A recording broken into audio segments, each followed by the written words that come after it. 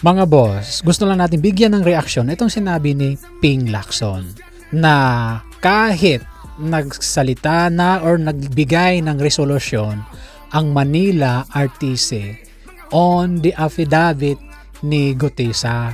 Halimbawa, fake yung signature doon sa affidavit niya. It is irrelevant. It is immaterial in substance. Ang pinaka-importante, alam mo naman natin, hindi ka bobo, Ping Lacson. Meron ka namang sol-soltan dyan sa iyong office. Hindi na yun importante yung affidavit. Either it's fake or not. Ang importante, nanumpa siya before the Senate Blue Ribbon hearing. Yun pong yung pinaka-importante kung ano yung sinalaysay niya.